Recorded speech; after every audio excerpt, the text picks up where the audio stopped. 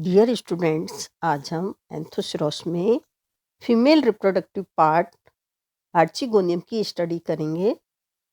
Thallus की dorsal surface पर single archegonia tissues में एम्बेडेड रहती हैं। आर्चिगोनिया के एपेक्स पर म्यूसिलिस मोल्ड होता है, जो कि थैलस की सतह पर इसके खुलने की पहचान होती है।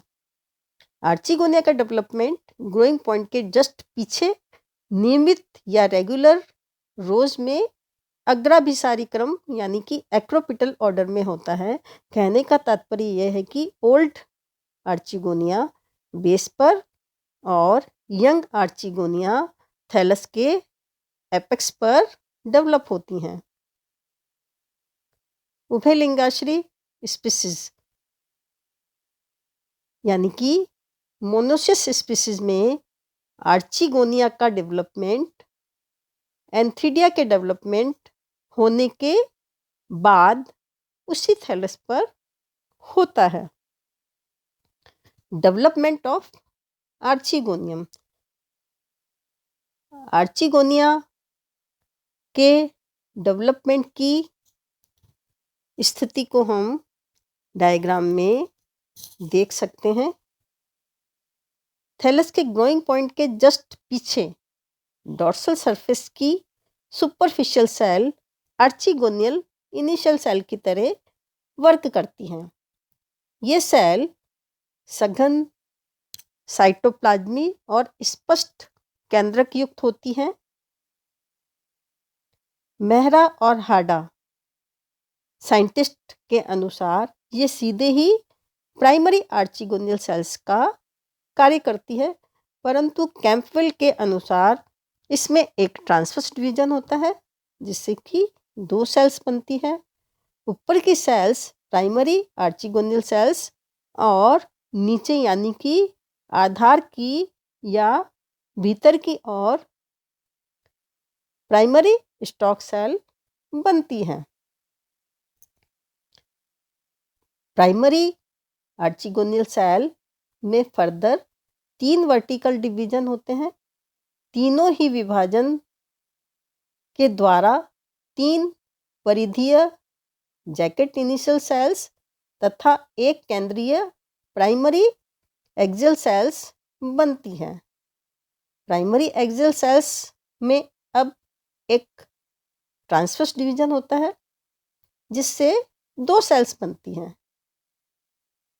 ब्रारी सेल्स आउटर सेल कहलाती है और भीतरी सेल इनर सेल कहलाती हैं, या प्राइमरी वेंटर सेल्स भी इसे हम कह सकते हैं। आउटर सेल्स में ट्रांसवर्स डिवीजन होने से एक एपिकल प्राइमरी कवर सेल तथा बेस की प्राइमरी नेक कैनोल सेल बनती है। अब प्राइमरी कवर सेल्स में एक दूसरे के समकोण पर विभाजन होते हैं। ये विभाजन वर्टिकल या उदग्र प्रकार के होते हैं, जिससे कि 4 कवर सेल्स का एक रोजेट बनता है। प्राइमरी नेक कैनोल सेल्स में ट्रांसवर्स डिवीजन होने से 4 to 6 नेक कैनोल सेल्स जो हैं वो बनती हैं, जो कि एक रो में व्यवस्थित रहती हैं।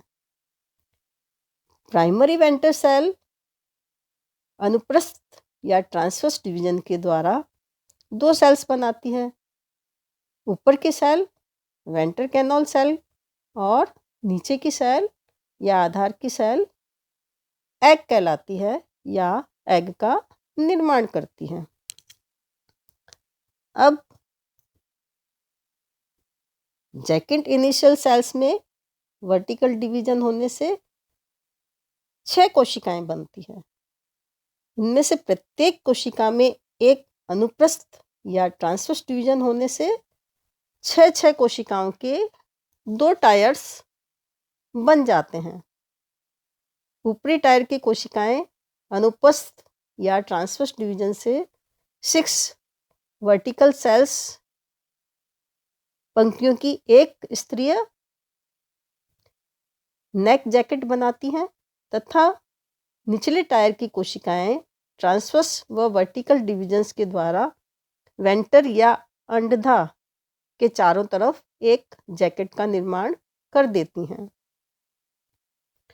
चूंकि आर्चिगोनियल थैलस टिश्यूज में धसी रहती हैं, इसलिए जैकेट सेल्स को इनके चारों ओर स्थित वेजिटेटिव सेल से डिफ्रेंशिएट नहीं किया जा सकता है। यदि हम मैच्योर आर्चिगोनिया को देखें तो मैच्योर आर्चिगोनिया जो है ये फ्लास्क शेप्ड स्ट्रक्चर होती हैं तथा नेक और वेंटर दो भागों में विभक्त होती हैं। जैकेट ऑफ नेक कोशिकाओं की 6 वर्टिकल रो ऑफ सेल से बनी होती है, जबकि नेक कैनोल में 4 से लेकर 6 तक की नेक कैनोल सेल्स पाई जाती हैं। नेक के शीर्ष पर 4 कवर सेल्स का एक रोजेट पाया जाता है तथा ये कवर सेल्स थैलस की सतह पर उभरी हुई होती हैं और इनके चारों ओर म्यूसिलेजिनस पदार्थ भी पाया जाता है, इसीलिए इसे म्यूसिलेज मोल्ड्स कहते हैं। आर्चिगोनिया के बेस के चौड़े भाग को वेंटर या अंडधा कहा जाता है। इसके अंदर एक वेंटर कैनोल सेल और एक एग होती है।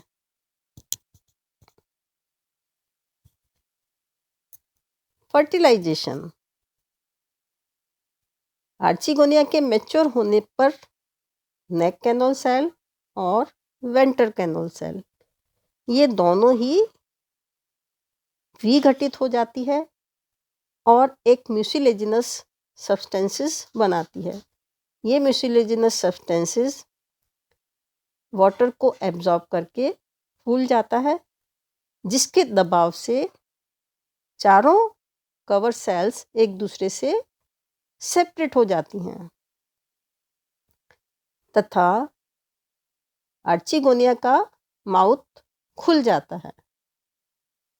अब म्यूसिलेजिनस शीर्ष पर एक बूंद के रूप में एकत्रित होकर म्यूसिलेजिनस मोल्ड बनना आरंभ हो जाता है।